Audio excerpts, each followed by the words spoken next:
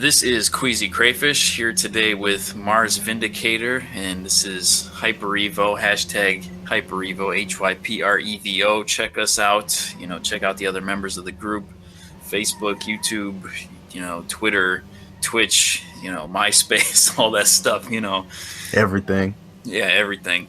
So today it's just us. We're here talking about a question that everyone probably has asked themselves, at some point or another as they grew older.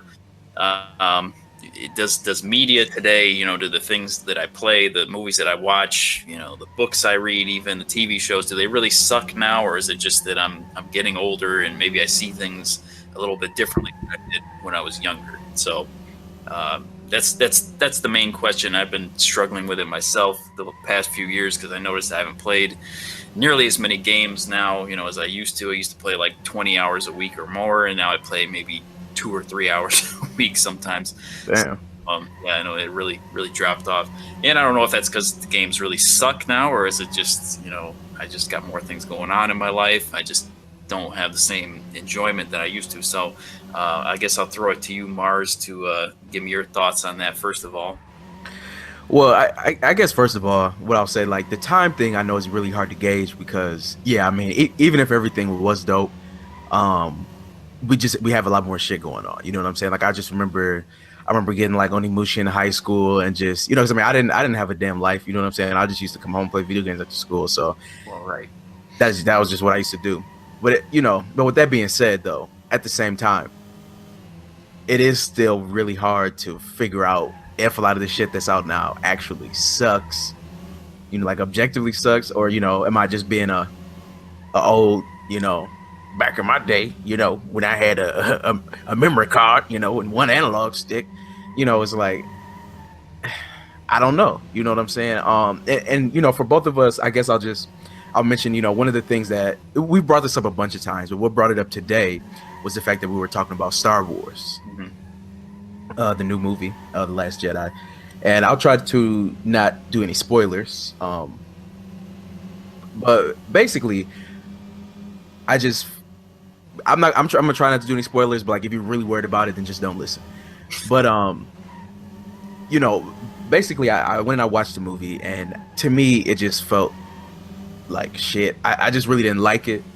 And it was for like a couple of reasons. Now I'm in no way trying to say that the prequel trilogy was dope. I think what's his name, Hayden Christensen, isn't that the Anakin actor? Is that the grown-up one or the kid That's one? the one.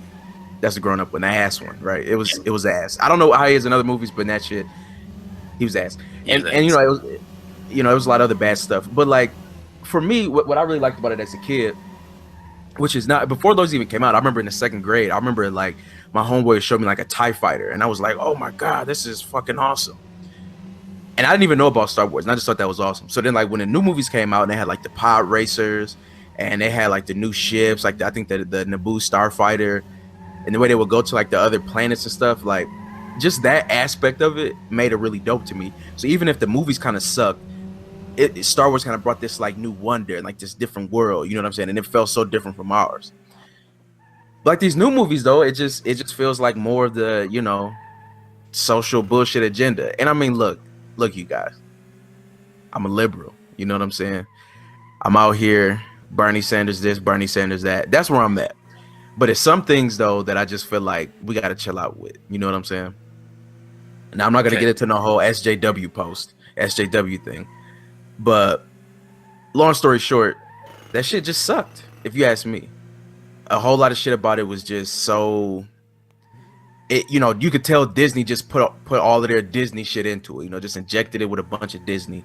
And that was just Star Wars. I mean, I could talk about games. I mean, like I was at GameStop the other day, and this guy was like, asked like the lady, like, can you tell me a game that like me and my friend can play together? And she was like at a loss for words, you know what I'm saying?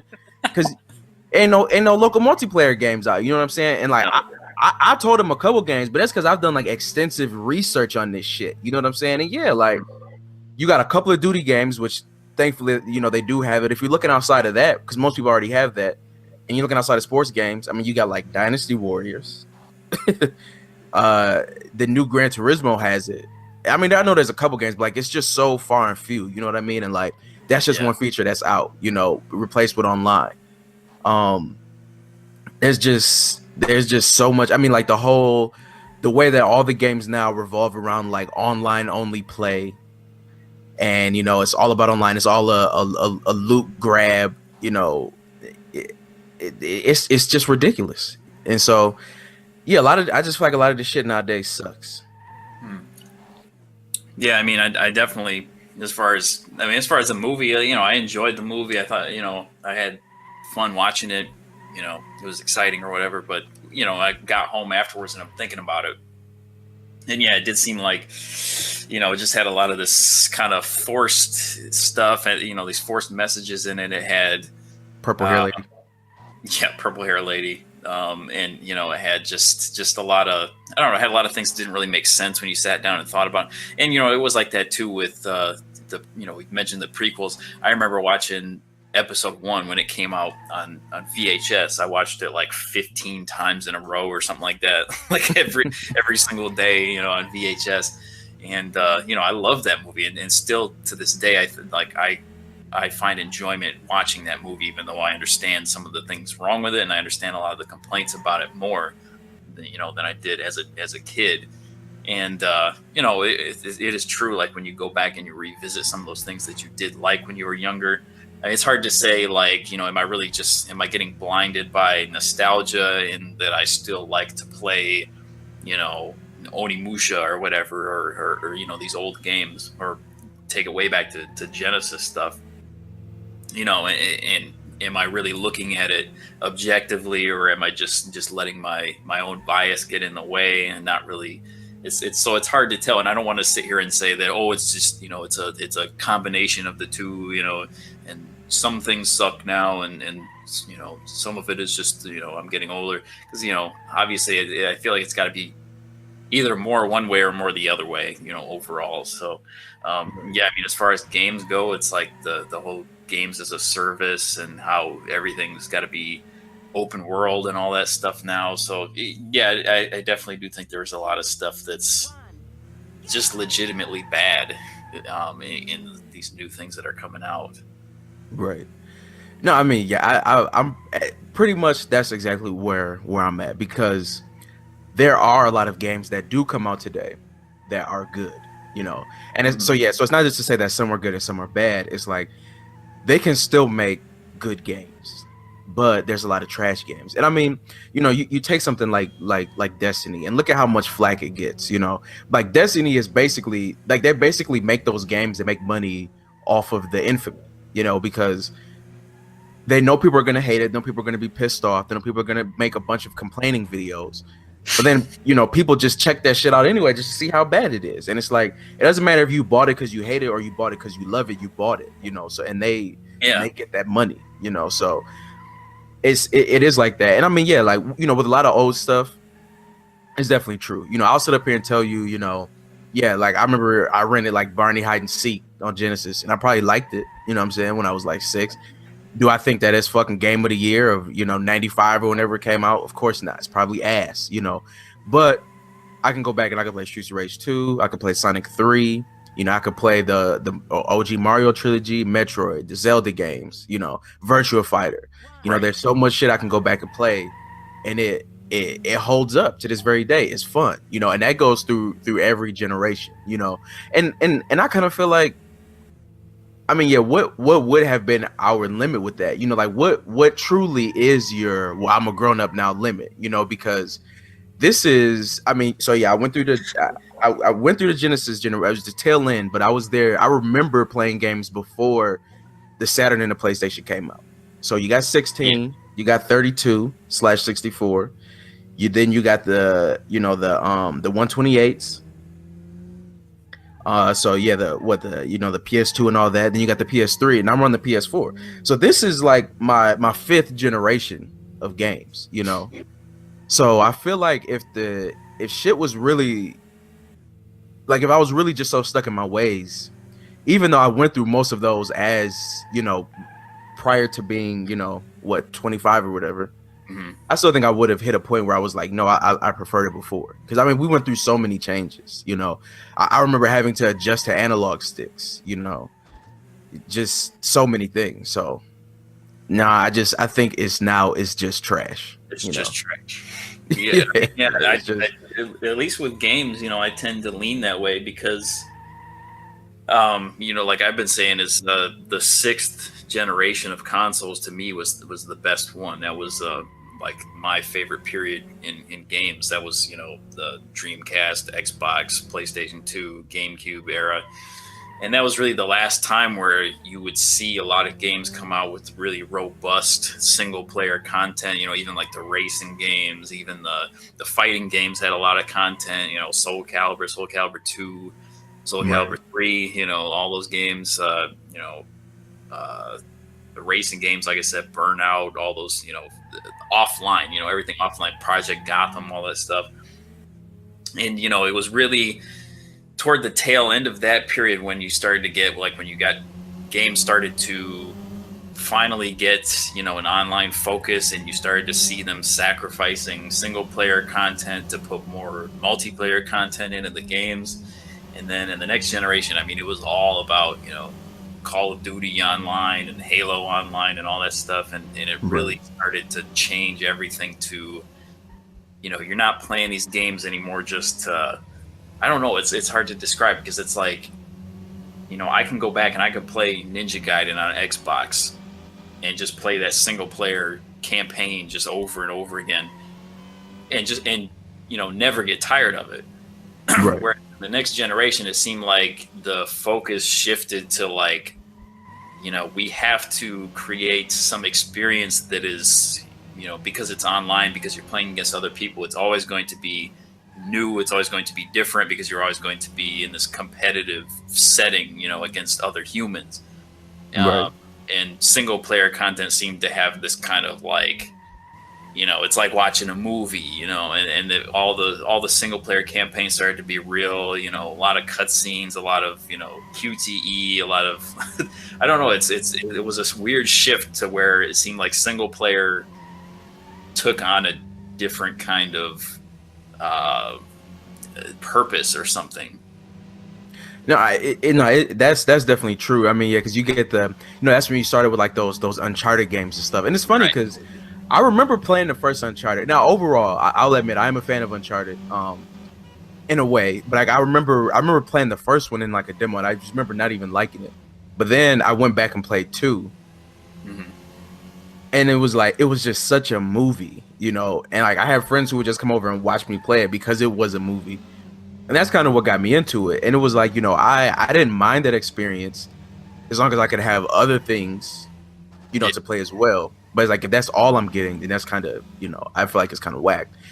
And, you know, one thing I think that's important to mention about that is that, so yeah, if we really are trying to find a cutoff for ourselves, then maybe, just maybe, you know, that right there was the cutoff, you know, the end of the PS2 generation and the start of the PS3 360. Because, you know, that was like right when we hit 18, right when we went to college. Yeah. And then of course the games changed as well. But see, when I go back and like I look at Halo 3, like Halo 3 is such a memorable game for me, and I did not even have a 360.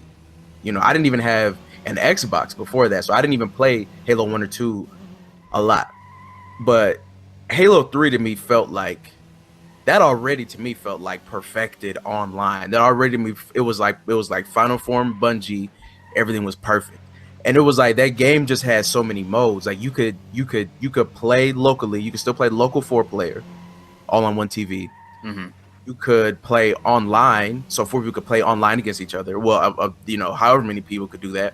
And then like you could also have 4 people locally on a TV playing online against other people, you know.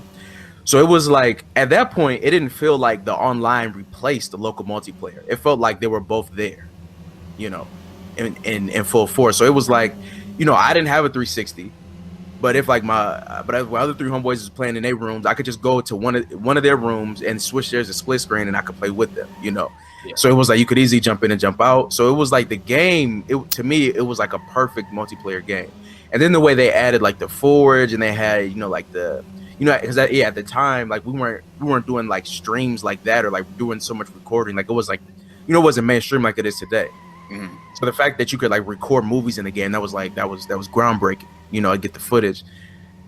So yeah, it felt like they were really like putting this great, perfect game together.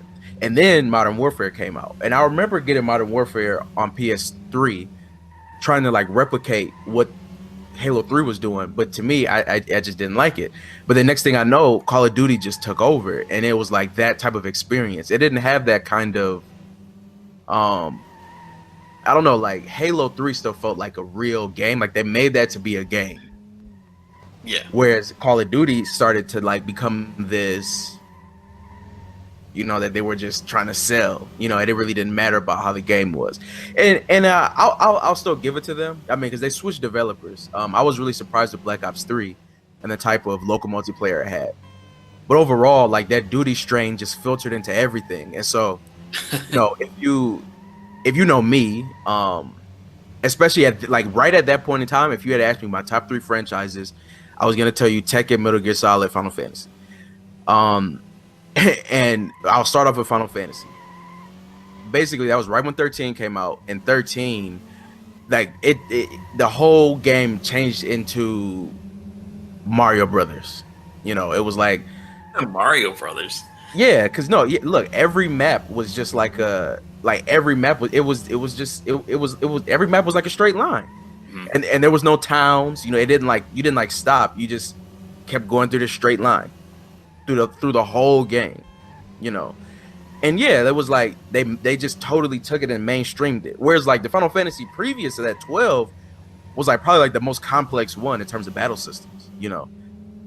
But then 13 was just overly simplified. And they took 10 years to make 15 / versus 13. And that too, you know, they just started oversimplifying things. Metal Gear Solid 4, I still like it, but to me, it's like it's at the bottom out of 1, 2, 3, and 4. Because that too, you could tell that like they started to kind of, okay, we see this in the West, there's this big trend with, you know, guns and shooting games, so let's try to get in on that. So they wanted to like try to add, you know, first person movement. Like you can play the game in first person, and you collect all these guns, and it kind of just got, you know, it was like Metal Gear Duty, you know. And then they really took that to the next level with 5. Oh yeah. So yeah, I mean, we could easily say that we're just getting old, but like if you ask me, if you look at the changes like a lot of those franchises were making at the time, it kind of showed that stuff just started to take this other trend that I just didn't like.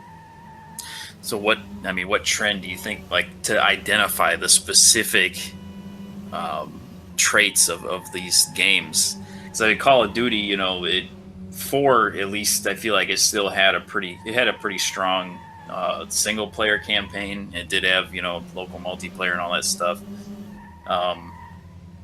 But it, you know, and not to say that you know, single player or local multiplayer is all there is to it, you know, with making a good game, you know, because I mean, it's perfectly fine to have a strong, you know, multiplayer system, and you know, there's plenty of good things that can be said about that. I've always enjoyed playing Call of Duty games, you know. Right. I've always enjoyed coming home from work and just, you know, spending, you know, 2 hours just shooting people, you know, with no desire for any kind of story or anything like that connected to it, just going online in lobbies and just over and over again until I'm tired of it, you know. And I think, you know, there's you know, good things that can be said about that experience as well. But you know, so yeah, I mean, basically multiplayer is kind of its own thing. It's just, I don't know, a lot of these games, they just seem to have this kind of emptiness to them, and that's, you know, like to me, Destiny just felt very hollow and very manufactured. And you know, same with, like we were talking about earlier, with all these Ubisoft games, you know. Right. Like, you know, they're just developed to be these products, and it's just real obvious that, you know, everything's created by an algorithm, and everything's, you know, just randomized and kind of placed at different points in the map to make you feel like there's more content than there really is, even though it's just kind of the same thing repeated over and over again. And so yeah, I mean, I would wonder your thoughts. What do you think are the exact specific problems that are that are causing these games to actually be bad now. Well, okay, so yeah, I guess first of all, I would say number one, a lack of, I want to say lack of focus, but like okay, I'll take Metal Gear Solid for example, Metal Gear Solid 5, and I think it was kind of the same thing with Mass Effect Andromeda. So you want to have this big open game with a whole bunch of stuff, right? But then you also want to kind of have this story-driven experience. So then what you get with games like those two specifically are like something that's right in the middle that does neither one great. You know, because it's like I could have like okay, for example, on the two outsides of that, I'll put like Onimusha and I'll put like Skyrim, you know. So Onimusha is like it's usually not the games aren't very long. I'm pretty sure all of them are like less than 15 hours. But it's like this story-driven samurai game. And I mean, yeah, there's a combat system, but like you play it for the story, you play it to like complete what's there, you know. And then if you love it enough, you'll do it again. Then you have Skyrim, which is just, I mean, the battles feel like, you know, there's loose as water. You know, I mean, everything is just ridiculous. But there's so much shit there that you just get lost in it, and it kind of becomes fun. Either, you know, it's Skyrim or Oblivion, and it just becomes fun going around and seeing all the different stuff. Yeah. Right. So it's like either I want Onimusha or I want Skyrim.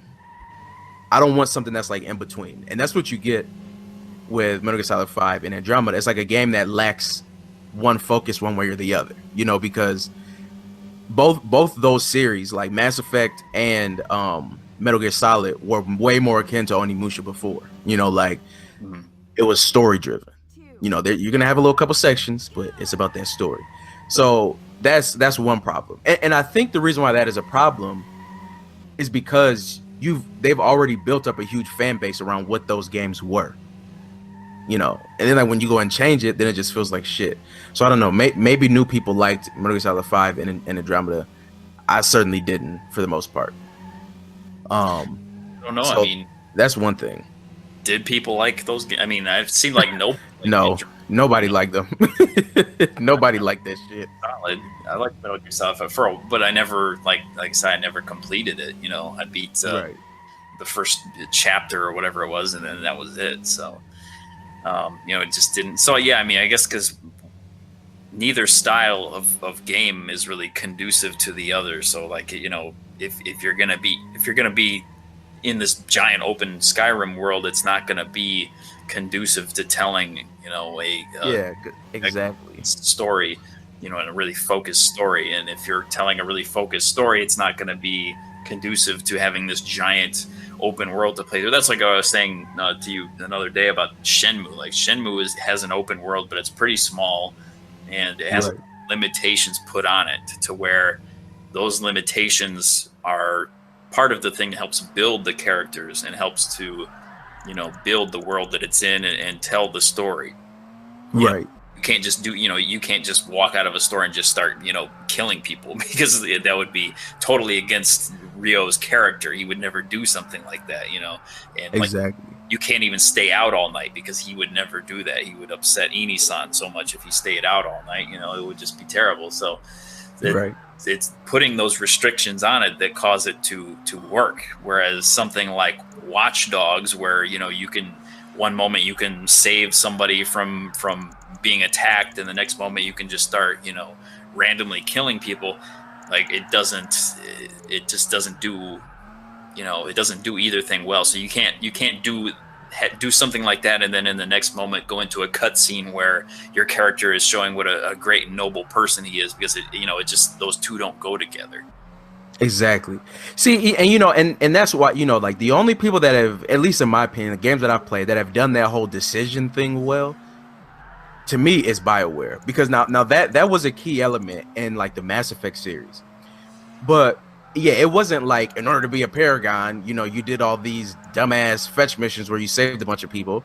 And in order to be a Renegade, you just go around and like blow people's heads off. You know, like everything was very like Like everything was separate. So okay, yeah. So like in one example, you could see like you could see some human being like racist towards an alien, right? Yeah. Or this is just an example. And then so like you may be like, okay, like I think this is trash, because he's just blatantly being racist towards him. So then you choose like a set renegade or paragon option. There's not always both of them. So like it may give you a choice to be a renegade this time and like smack the human in the face, You smack him in the face, you know what I'm saying? But then like the next one might be like you see a human and they're like yelling at an alien, but that alien just like killed a whole bunch of people. You know what I'm saying? So then like what do you choose to do in this situation? So like they're usually always really complex situations. Even like even like in your real life, you'd be like, okay, mate, so yeah, like today I chose to do that, but tomorrow I did it a different way because of the different subjective things around the situation, But yeah, but to just go around the city and start blowing people's heads off, like that's just ridiculous. And it definitely takes away from trying to build up that character. You know what I'm saying? Unless you're playing the game as, I don't know, the devil. You know what I'm saying? Like, like like it's just ridiculous. So yeah, like that shit, it just does not work good. And that was another big thing too, which is really big in the 128-bit era. PS3. Just started playing X-Men Destiny just to see if it was really that trash. And I'm like, it's not a good game by any means. But it's all like join the Brotherhood or join the mutants, and it's like, well, yeah. You know what I'm saying? Like even for the X-Men, most of them it's not even that simple. You know what I'm saying? Right. And they built this whole thing around that. So I think that right there is another one. So like number one, the game itself lacking either a very open or a very closed direction. That's number one. And then number two, main characters who also lack a good direction. Because yeah, like when the character, if the character it's kind of the same, like that same situation. Like when I make my character in Elder Scrolls games, like they don't really say shit. You know what I mean? Like they don't do shit. Everything that is built up on that character is just a choice that something I made to do. If I want to go jump around a forest, that's what that character does. But yeah, like you take a game like Watch Dogs, and yeah, like you just get done blowing off a bunch of people's heads, and the next mission you're like talking to somebody, like, hey, if nothing let's help them. If you haven't just murdered scores of people, right. Like like that shit right there is just weird. The same, Assassin's Creed is the same way. I mean, yeah, you can just go around just randomly killing people and without any consequence really, and then the next moment you're this I mean, you're an assassin, I guess, but still, you're trying to fight the Templars or whoever it is, and bring down this evil plan. And it's like, well, wait a minute. I mean, why would this person that just, doesn't seem to care about human life in any way, because I can just at any moment go kill somebody, right? For doing nothing at all. Why, it doesn't fit with the cutscenes that they're forcing into this world of free choice. Exactly. And and it's like, okay, now some of you may look at us and say, well, hey, you're assholes, what about Grand Theft Auto? And it's like, well, okay, but they created that shit, you know what I'm saying? Like, when you always play as a pretty shitty person in the game anyway. Yeah, number one, usually kind of a terrible person, and they try to experiment with that a bit with 5. But I mean, but they created that shit. So it was like, I remember, because I said the same thing. Like, I remember back in the day when Street Fighter Mortal Kombat came out, and then next thing you know, every fucking franchise had a damn fighting game. You know what I'm saying? That shit got played out. Same thing with animal platformers. You know what I'm saying? Like that shit got played out. And that's exactly what's happening with this shit. Like, okay, it was Metal Gear Solid. Then you had Grand Theft Auto. And then you had, Saints Row, the next couple games, and then before you know it, everything is a damn Grand Theft Auto clone. So even if a mechanic, like something that we liked doing, was cool, then it slowly becomes trash. And plus, GTA has a whole bunch of other redeeming factors that these other games don't have.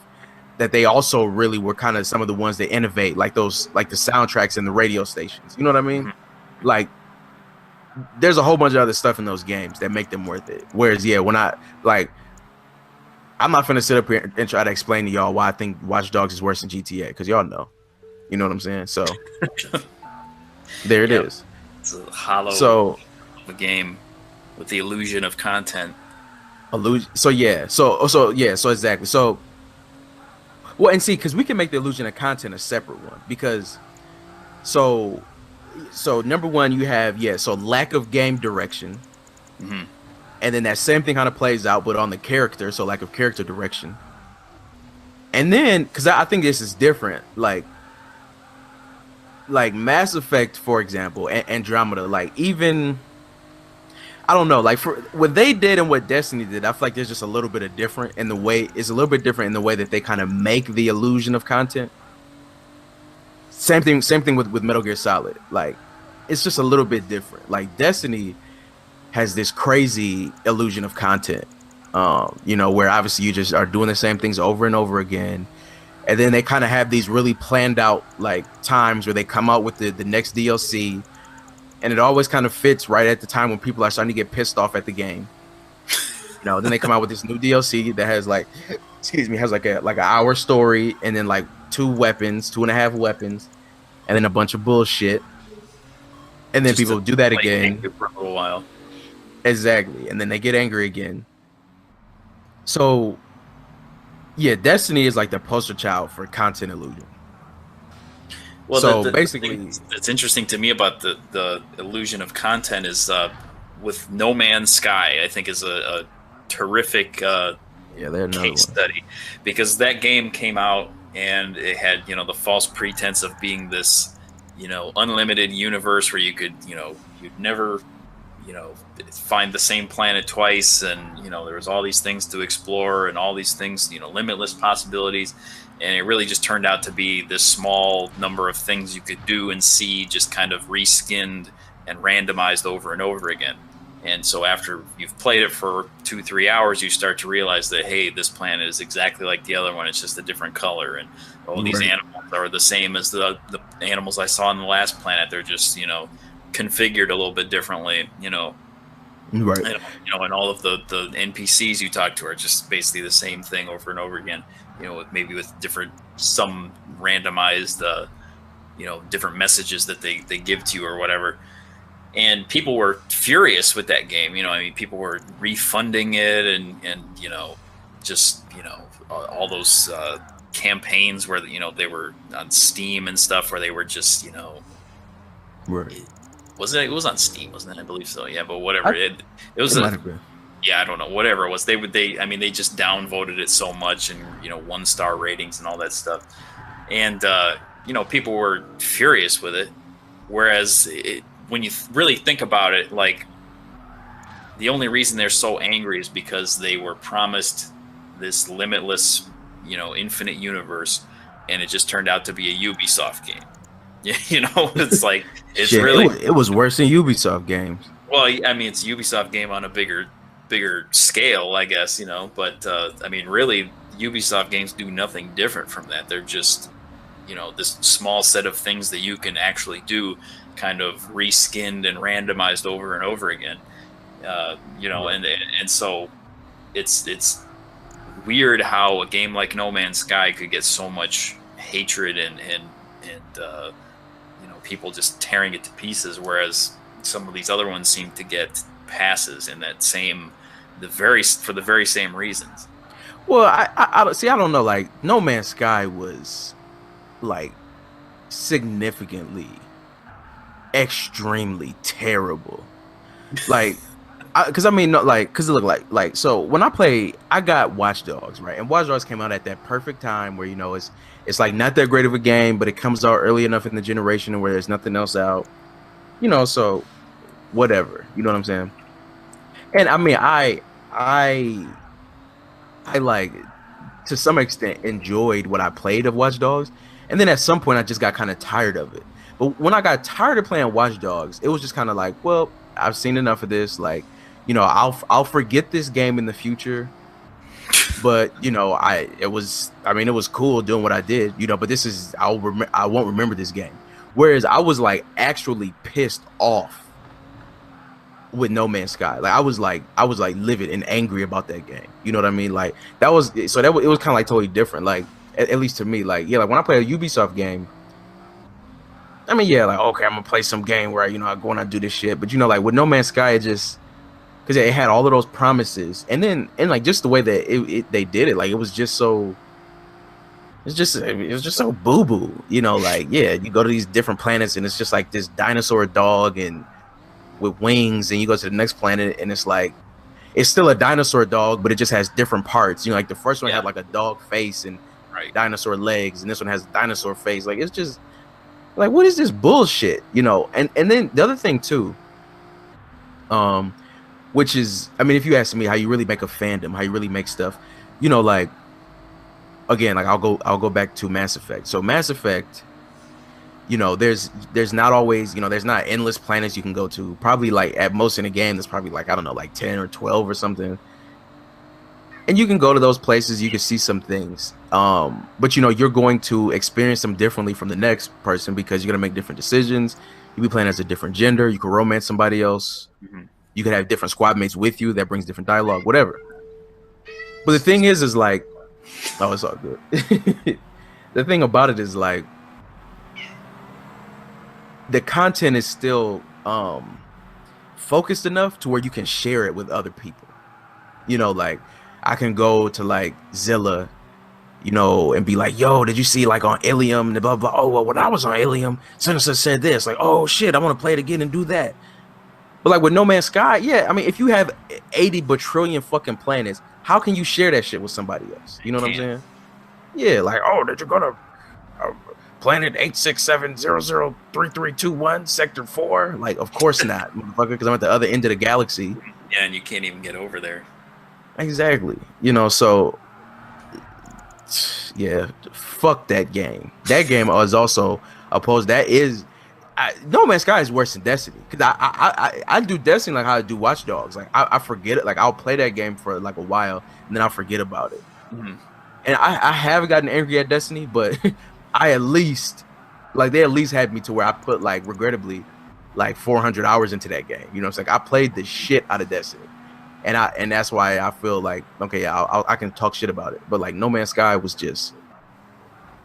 Yeah, I mean, I don't mean to try to defend No Man's Sky. I mean, certainly, the advertising was all wrong with that game, and the trailers didn't deliver, on their promises and stuff like that. And I mean, yeah, it just didn't. And then, after the game came out and it was getting all this negative reception, they just like went silent for like 6 months or something and gave no apology or any kind of explanation or anything. So I mean, yeah, that game definitely does not. I mean, it definitely deserves all of the criticism that it got. I think it's just interesting that that game is basically just on this grand scale doing what a lot of these games. I mean, minus any kind of story aspect, which just makes it kind of even more glaring. Because it doesn't even attempt to, do what something like Watch Dogs does, where it's at least giving some kind of meaning or purpose to doing these random things. But yeah, I mean, it's definitely. I'm not trying to defend it. I think it's just like if you want to look at the key example of like the illusion of content, that is definitely it. I think. Right. No, it's shit. Definitely. Like. So okay, so that's another one. I just thought about another aspect about games that ticks me off. And this one is really hard to put out there because I don't know. I mean, I'm a fan of Metal Gear Solid, but one thing that's kind of got me a lot with games, and kind of why I do like playing like really old retro games, especially, is like when you put the game in the system, and then it starts up, and then like you're playing the game. Yeah, like it's not a whole bunch of shit. It's not a whole bunch of this, not a whole bunch of that. And honestly, I mean, at Metal Gear Solid, honestly, yeah, like with those games, it actually isn't that bad, especially when you look at. Especially when I think about 1 and 2. I mean, there's cutscenes, but you can skip them, of course. And then you just start right into the game. And there's no like, they kind of have these like preliminary missions that you have to like do basic things on, but it's not like this hand-holding tutorial. So that is, and so yeah, honestly, so yeah, those games are like actually still quite different. Yeah, like when I turn on a game and I gotta watch I like mandatory gotta watch a fucking video, and then I have to go through this dumb ass tutorial. You know, this is how you move forward. Yeah. This is how you look around. Right. Like to move the camera, yeah, as if you're picking up a controller for the first time. That's what I'm saying. And like, look, I understand that somebody out there is picking up a controller for the first time in their life. But shit, when I picked up a controller for the first time in my life, you know what I'm saying? Back in that day, playing Sonic was like playing Dark Souls. You know what I'm saying? You was just gonna get your ass smoked until you understood what to do. Mm-hmm. You know, but yeah, nowadays look around. You know, I ain't got time for that shit. Yeah, like whenever I boot up a game and I have to fucking look up and down, like I just want to turn that shit right off. You know what I'm saying? Like use the other stick to look up and down. That shit. You want to talk about irking my damn nerves. Well, and especially because now, I mean, games back then might have gotten away with something like that because it was basically just, move right or left and press one button to jump in the case of Sonic, But right. Games nowadays, if they're going to take you through a tutorial mode, it's going to be very extensive because it has to, if you're going to really start the player with the assumption that they know absolutely nothing about games, you're going to have to explain to them how to move. You're going to have to explain to them how to use the camera, how to use every single button on the controller. And they do it in the worst possible way. Usually it's with these on-screen prompts half the time when something is already happening on screen that you're trying to engage with and you're trying to read and do, both these things at the same time. Or you open up the menu, and a lot of the menus in these games are, look at The Division. That's the one I always go back to. I downloaded The Division beta. It starts you off, some cutscene, drops you into some, landing zone, and immediately you've got, 15 different waypoints, on screen, on your map. You've got, all these different things telling you what all the different buttons do, all on screen, all at the same time. And you go in the menu and all these pop-up windows come up and tell you where to access all these different things in the menu. And you go here and you press this and you do. And it's so overwhelming and off-putting that I don't understand how anyone thinks that's a good idea. Or, the only thing I can think of is that, they test these games in these big focus groups. And they get people that don't understand how to critique a game in there, and they just sit there and say, well, it'd be nice if there was a tutorial or something, and so they put the tutorial in the game. But, I mean, there's no conceivable reason for it. I mean, I started replaying Neo just earlier today, and, like the tutorial's there if you want it. It's like things on the ground if you want to, press the button and see what this or that does, it'll tell you. If not, and you just want to run past it, you can just run past it. That's fine, right. But the like you said, when it starts you off in the game, and the first thing you're being told how to do is rotate the camera and hold this button to aim or whatever. It's just the worst way to make a first impression, I think. Like definitely, yeah. And it's like, yeah, I mean, yeah. Honestly, for me, like there's. Like, it gets to that point, and then I just don't even want to deal with it because you got to go through all of that bullshit, And, so like Baldur's Gate, like I started playing Baldur's Gate. Baldur's Gate is so complicated. It is so complicated, and even the manual's like 100 pages long, and like you're just told like you need to read the manual, like. Right. There's so many different things going on and so many different things to understand and all these abbreviations and different concepts that are very very deep and complex that it's for someone to to put you through a tutorial mode in that game would take hours. You'd be in there for hours and hours, and you probably still wouldn't get it all because you just have to play it and figure it out. Like it's just too complicated. And so why they insist on doing tutorials rather than just letting you figure it out. I mean, I just don't get it, Well, you see, I think one of the things about that too is like, it's kind of, I think, because they want games to make so much money now. And so I think that's why you get all of that, all of these like all of those bullshit things in games. Like just they want to make so much money off of it. And I think that right there is another issue in the industry, because games are supposed to be for everybody.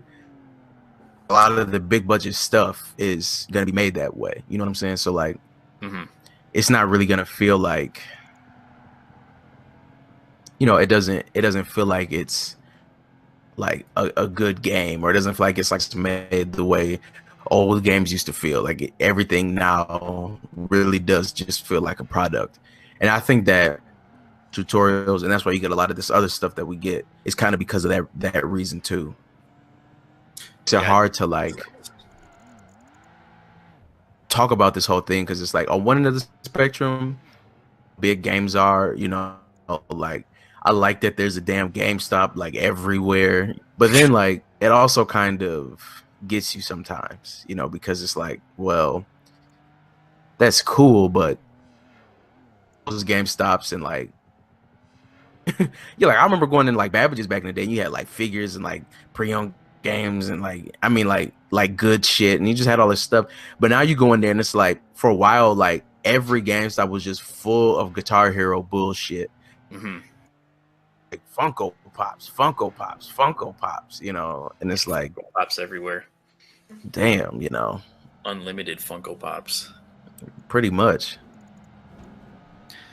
Yeah, it's just and it's sort of like, to take it back to Star Wars, it's like, everyone, well, not just Star Wars, but most popular movies now, where it's, they seem to be geared toward trying to appeal to everybody, and that's not just in the, diversity of the casts or anything like that, which is, I'm not going to say that that's a bad thing, but it's like some of these things feel very forced and very shoehorned in, where it's like, every movie's got to have this kind of jokey aspect to it. We don't want these movies to take themselves too seriously, Star Wars, all these Marvel movies. On that. Yeah, exactly. But that seems to be, because they're supposed to appeal to children, they're supposed to appeal to adults, they're supposed to appeal to, men and women, and, and every other group that you can think of. So, and it's that's the way to make the most money, but it's also the way to, compromise any sense of artistic integrity that you might have had, because, that's, I mean, when you make things, when you do creative things, it's always kind of a struggle between, where do I, at what point do I stop following where the story is taking itself, and, the story or the piece of art or whatever, and at what point do I, try to mold it to what I want it to be, because a lot of times, like, if I'm writing a story, viewers probably don't know this, but I like to write. So, it can go in any number of ways. When you sit down and write a story, sometimes you envision it one way, but then the characters start going and doing their own thing and start forming their own adventure, and in a totally different direction that you might have thought of. And you can stop that from happening, and you can try to make them do something else. And sometimes that works, sometimes it doesn't. Sometimes you end up with a really, something that feels very forced and awkward, and something that just doesn't really hold together. And other times, you can come at it a different way with a very set vision of what you want to do and everything, and try to do everything that way and by the numbers, and it'll just end up, going its own way. And so there's, it's this balance of I guess, like I said, artistic integrity. I mean, on the one hand, you don't want to make something that's so obscure and so, only really appeals to some core group of nerds or whatever. But on the other hand, do you really want to just sell out to appeal to every single group of people imaginable? But yeah, I think they get a little carried away with trying to like include so many people at once. You know what I'm saying? Mm-hmm. And then when you do that, it just then that's when it feels fake, and it feels it just feels fake. You know what I'm saying? It doesn't feel genuine. It feels like they're trying to do it just for the money, not because they really care. You know what I'm saying? Hmm. And so, yeah, I mean, I just don't get why. I mean, yeah, like overall, I just feel like they're just overall companies are trying too hard and not hard enough to make something that will sell itself. You know, I feel like that's just what it comes down to. When you look at games, and you look at, you know, movies, all of it. You know what I'm saying? Yeah, I mean, well, Funko Pop being the perfect example where you can put out just this, endless stream of plastic things that they're all basically the same, and Right. have people buy, dozens and dozens of them. Cause yeah, like I mean, like for example, like when I look at like yes, like when I was a child, did I buy Beanie Babies? Like yes, but I was also 8. You know what I'm saying? Mm-hmm. So like I didn't have enough brains to be like, oh, I shouldn't buy into this dumb shit because I'm gonna end up throwing them all away again. So I mean, to buy Funko Pops, like I'm sorry. You know what I'm saying? You don't, fight me. You know what I'm saying? That's how you feel if you pissed off. But yeah, like this is all bullshit. You know what I'm saying? None of these Funko Pops is for real gonna be worth shit in the future. Uh-huh. And that's, you can tell because they make too many of them, and there's too many to go around. You know what I'm saying? Like there's just way too. Now, are there a couple that are rare today? Like yes, of course there are. Just like there were a couple rare Beanie Babies. You know what I'm saying? And cased up Peace Bear at the goddamn Goodwill the other day. You know what I'm saying? Now do you remember the Peace Bear? You remember when that shit came out? Oh my god, the Peace Bear. Oh my god, the different flag bears. Oh my god, all the bears. Yeah, like you probably that's what I'm saying. You probably could have bought a damn house off of that shit back in the 90s. Where's that shit today? So yeah, come on. You know what I'm saying? I'm not buying into that bullshit. Yeah, I mean, it is. Yeah, it is bullshit. I mean, and I don't. That's goes back to the question. I mean, is it really worse now than it was then? I mean, is it? Because right. I mean, there were, like you said, there was Beanie Babies. There was all that kind of soulless merchandising back then. But I don't know. I don't know if it's just this Disney Marvel complex, Star Wars complex that it seems to be. I mean, when you go into an FYE, and it's like you look at a store that used to sell music and used to sell, all this kind of creative media and stuff, and now it's just full of, Star Wars meme T-shirts and WWE meme T-shirts and Funko Pops and all this kind of stuff. It's just really, and Pokemon hats and it just becomes kind of like, what, I don't know. It seems like, how to put this, the actual media itself that you used to be excited about seems to be almost secondary to the merchandise or the proclaiming right. of one's own fanhood for that media. It's like it's more important to own all these different Star Wars Funko Pops and all these Star Wars shirts and stuff than it is to actually go see the movie and have thoughts about the movie or to engage with it in any meaningful way. It's more just this kind of showing how much of a fan you are by having all this stuff. Right. No, most definitely. Yeah, it's almost like I feel like they're making Star Wars movies now to sell action figures. Uh-huh. Not the other way around. Like, how can we sell these Funko Pops? Well, damn it, let's make another movie. It's like, a lot of people say that about Rogue One and stuff, where it's like Darth Vader's in the movie, basically just so you can sell Darth Vader stuff again. It's like right. And yeah, and I mean, Yeah, I was probably just like really biased because of the timeline with that movie.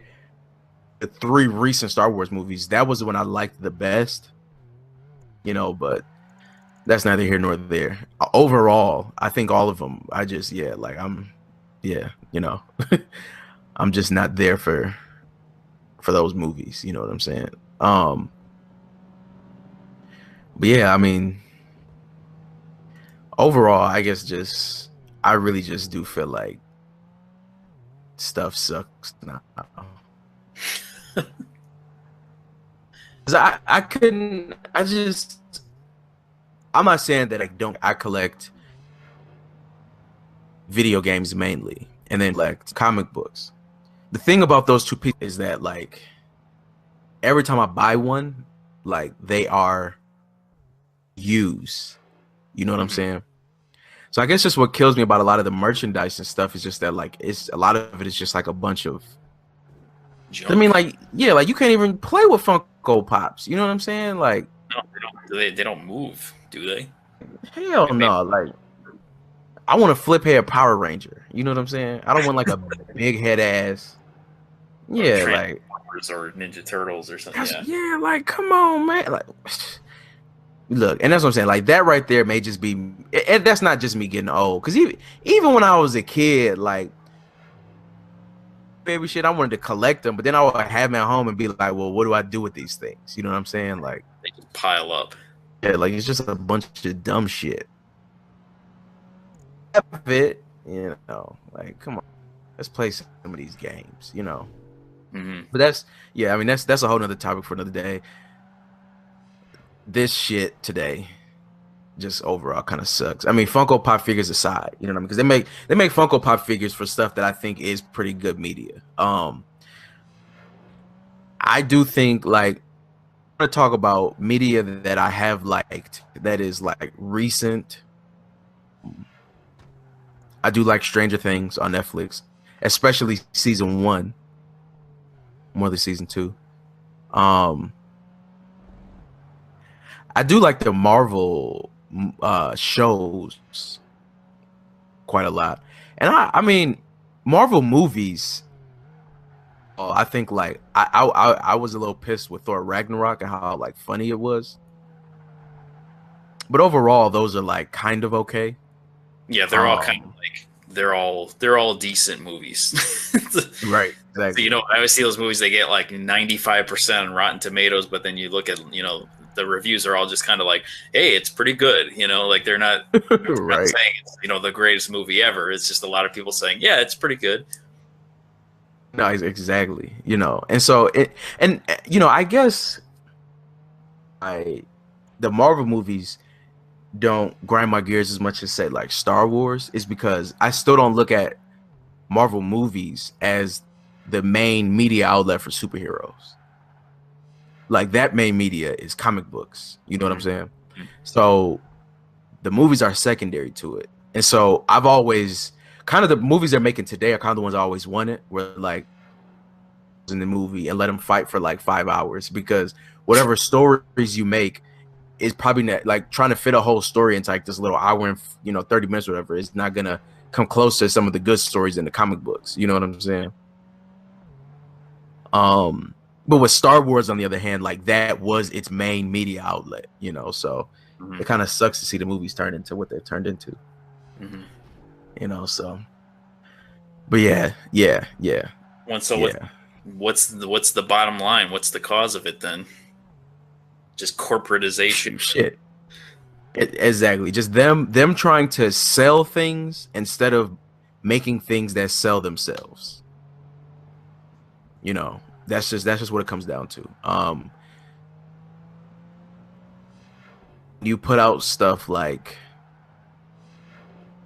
like Breath of the Wild, I think is like a great example of something that sells itself.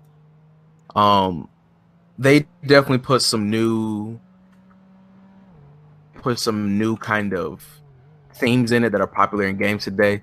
But to me, I feel like Breath of the Wild is its own game. I feel like it's a piece of art. And I mean, Nintendo in general Nintendo in general always just do what the fuck they want to do, you know, because if they were trying to, if they wanted to get on the huge bandwagon, I mean, they could really take Smash Bros and really turn that shit into Call of Duty for real. You know what I'm saying? Yeah. They haven't done that. You know, they haven't put out, you know, a system that, you know, it competes in power with the PS4, the Xbox One online system that is as robust as theirs. Like, they could easily do that with Smash Bros if that's what they wanted to do, but they haven't done that. So if you want to look at somebody today who still makes media that good, that it sells itself, look at Nintendo. I think they're like a shining example of kind of more of like, in general, what we kind of need, you know, in media in general. They do is hot, but overall, I like them a lot more than Disney. I can tell you that. You know, makes sense. Well, so you think it's more or less then that things just suck nowadays? I guess that's. They definitely do. Yeah, I'm telling you, they fucking do, because yeah, like there's no reason. There's no reason. Yeah, like if things like, look, like, again, Breath of the Wild, great example. Because I'm looking at a trailer at it right now. Like, you know what I'm saying? This is not Ocarina of Time. This isn't Ocarina of Time HD. You know what I mean? Right. This is the new Zelda. I played the shit out of this game. I played the shit out of Super Mario Odyssey. Some things come out and they're just good. So it's not me just saying like, oh, you know, this game ain't as good as Ocarina of Time because an Ocarina, you know, I'm not saying that. And it's good. I'm gonna play the shit. Now you can say this is just old characters, whatever, you know, kiss my ass on my dick. Look, good. I'm gonna like it. Most of the shit that comes out today is ass. You know what I'm saying? So next time I go to GameStop, don't ask me if I want to pre-order a game that I know y'all about to get 80 million copies of. You know what I'm saying? Don't ask me to pre-order a fucking digital movie. You know what I mean? Didn't you get Logan on PS4? Well, I was about to get Logan. Yeah, I pre-ordered that. And then I just pre-ordered The Last Jedi last night on PS4 digital. You know, because I mean, look, you know, when it comes out, I gotta have it first. So I pre-ordered The Last Jedi on PS4. That's what I'm saying. Like, when you at the point where you pre-ordering digital movies on a game system, your life is fucked up. Your life is that's such a thing. Like, you know, we might catch a few people that do this. You know, like, it's right. We might as well offer this because a few people might do it. And that's what I'm saying. And so it's like, you can just tell that they just out to make money. You know what I'm saying? Mm. Like, when you pre-order some shit that don't run out, your life is fucked up. That's all I got to say about that. Oh my god, yes. Blatantly. Sell. All right, well, anything else to add to this conversation? Fuck The Last Jedi. It was all right.